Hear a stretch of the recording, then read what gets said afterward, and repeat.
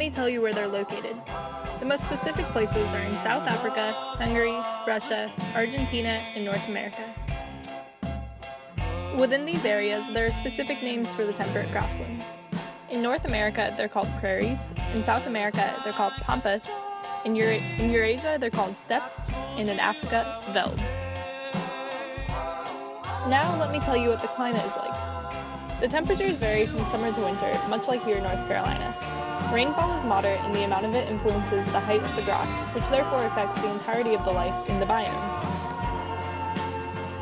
Also, there are organisms and plants that are extremely unique to this biome.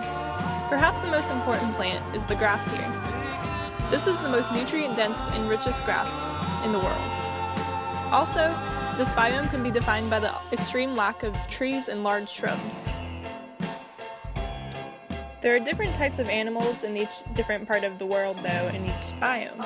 So for instance, in the steppes, it's very common to see lynx, antelope, falcons, and foxes. And in North America, it's very common to see bison, gophers, prairie dogs, birds, coyotes, and insects. This biome has a very large ecological impact and importance. For instance, the land is extremely rich in soil. It has flat lands that are very good for grazing. They provide wetlands, pollinate crops and natural vegetation, and maintain biodiversity, while also mitigating droughts and floods. More scientists these days are supporting the global warming theory, which is a direct relationship between increased levels of carbon dioxide in the atmosphere and rising global temperatures. The amount of vegetation in these grasslands decreases the amount of carbon dioxide in the atmosphere, therefore lessening the effects of global warming. Now let me tell you about the economic impact and importance of this biome. First, the rich soil creates great farmland. Second, it provides recreation and aesthetic to tourists. Grasslands contribute $78 billion annually to the U.S. economy by supporting an estimated 60 million cattle and 8 million sheep. To sustain agriculture production, grasslands must be conserved and well managed to produce robust, resilient stands. It is estimated that over 1 million visitors annually enjoy the ecosystem services provided by the National Grasslands. With this fact in mind, it's no surprise that the estimated value of the aesthetic here is probably about $280 million per year in the United States, and that's just in the United States.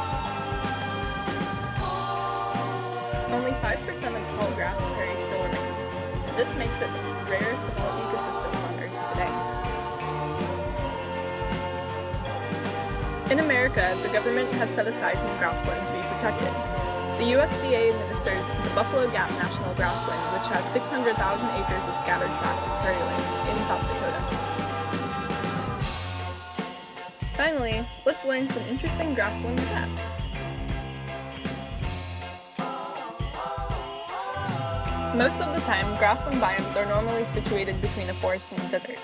In fact, grasslands surround every single desert in Asia. Also, there is a grassland biome on each continent, with the exception of Antarctica. Boom, boom, boom, boom, boom, boom, tiara, boom, tiara, boom, tiara, boom, tiara, boom, tiara, boom, tiara, boom, tiara, boom, tiara, boom, tiara, boom, tiara, boom, tiara, boom, tiara, boom. Look at the grasslands, why does it look so dry? It's 'cause they have no rain, snow, or sleet, or sky. There's so much sunshine that you can get a tan. Boom, boom, boom, boom.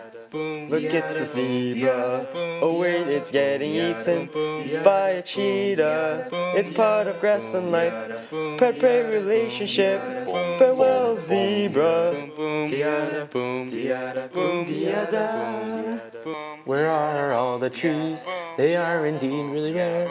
And why are there so many grass fires? It all makes sense now. It's really flat and plain.